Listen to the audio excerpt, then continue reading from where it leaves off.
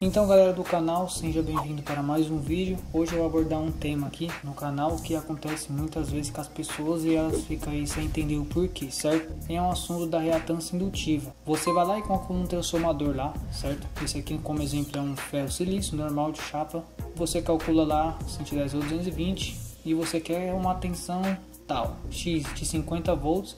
E você precisa de uma corrente de 27 amperes. A área dele vai suportar sim essa corrente, tem a área para entregar certinho a potência que você precisa. No caso desse transformador aqui, ele é 1360 watts, ele é até mais. Então você foi lá, calculou o transformador bonitinho, e quando você vai lá e coloca uma carga na saída para ver se tem essa corrente, e aquela corrente que você esperava, não sai aquela corrente que você esperava.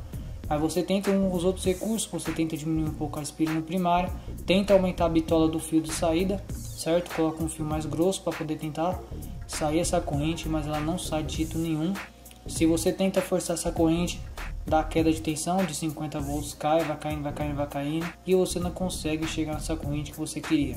Então galera, eu vou dar um exemplo aqui, ó. Esse aqui, ó, eu fiz um cálculo mais ou menos aqui, ó.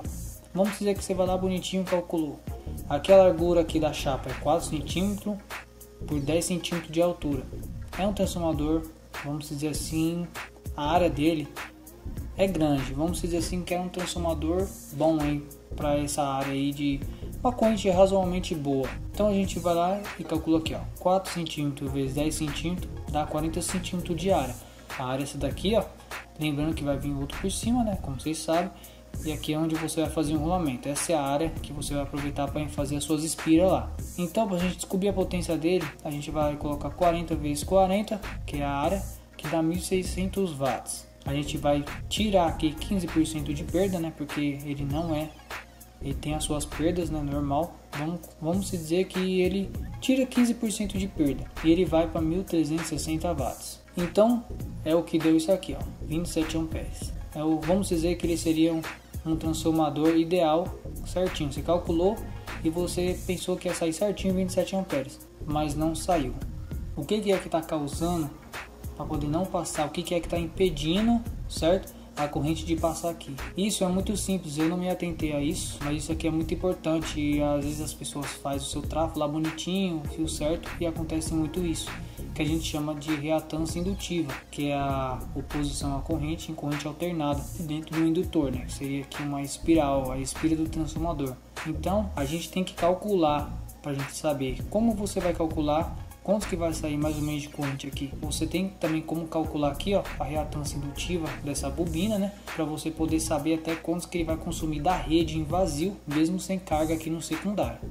E também tem como você saber quantos que vai sair de corrente no secundário através da reatância indutiva, por isso que ela é muito importante. Então, para você fazer isso, você tem que calcular a indutância.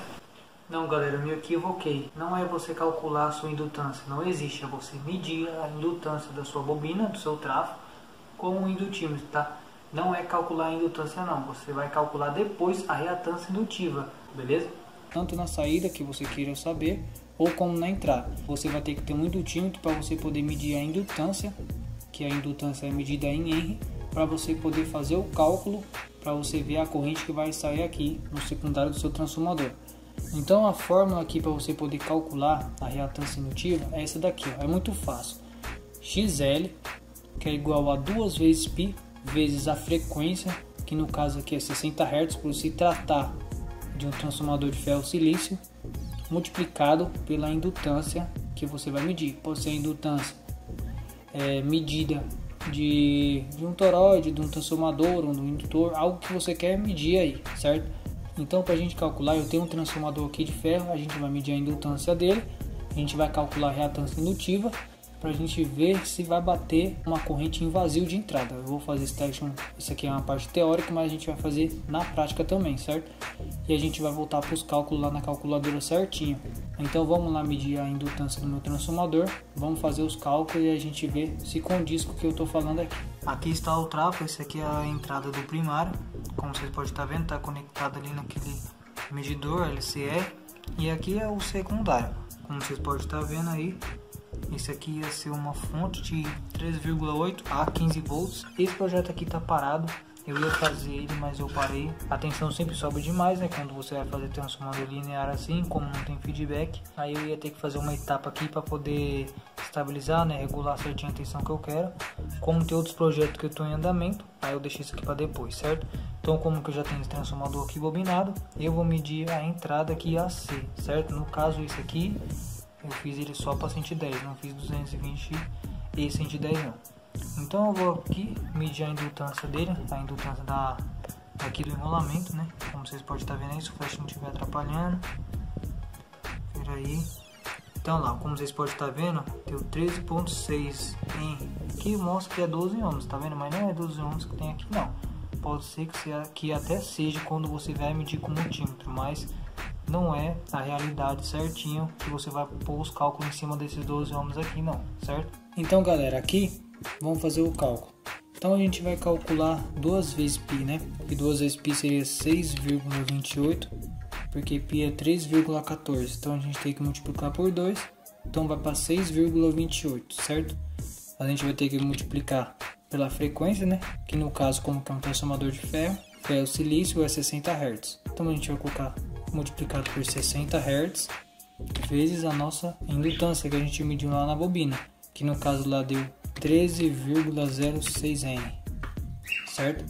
Aqui a gente achou a nossa resistência, então é através dela que a gente vai ver a corrente que vai circular pela bobina. A gente achou XL, então eu vou copiar isso aqui. Então eu vou pegar aqui 127 volts, né, dividido pelaquela resistência que a gente descobriu lá. Isso vai passar uma corrente de mais ou menos em vazio naquele transformador lá de 25 mA, certo? 25 mA. Aqui seria 1 ampere, aqui seria a escala de 100 mA, aqui de 25 mA, certo? Então vamos conferir lá na prática, certo? Se vai bater certinho no amperímetro lá, que eu vou medir para vocês a tensão em vazio, para a gente ver se a corrente é essa que vai circular pela bobina lá, beleza? Então galera, já posicionei aqui, já tá ligado aqui o primário do trafo, vou ligar na tomada e com o amperímetro aqui a gente vai medir bonitinho para ver se vai consumir aquela corrente lá de uns 20 alguns quebrados em questão de miliamperes em vazio, certo? Então eu vou ligar o trafo na tomada. Olha lá, o trafo está ligado, certo? E como vocês podem estar vendo aí, ó, esse amperímetro aqui ele não é tão preciso, ele está lá ligado em uma das fases, né? O transformador na entrada do primário, e ele está consumindo lá 0,025 miliamperes aí de corrente, certo? Então você vê que quando você acha a reatância indutiva, que é a oposição à corrente alternada, né? Você vai ter uma melhor perfeição nos seus cálculos, certo? Isso serve para o primário e para o secundário de outros transformadores. Então, como vocês podem estar vendo, ó, deu certinho o cálculo da reatância indutiva do primário. Eu vou pegar aquele transformadorzinho pequenininho que eu fiz o autotransformador. A gente vai fazer os cálculos em cima dele. Eu vou calcular a reatância indutiva dele e a gente vai ver certinho se condiz aqui certinho com os cálculos aqui, ó, que nem bateu aqui certinho os 20 e poucos miliamperes aí que foi calculado lá no computador, beleza?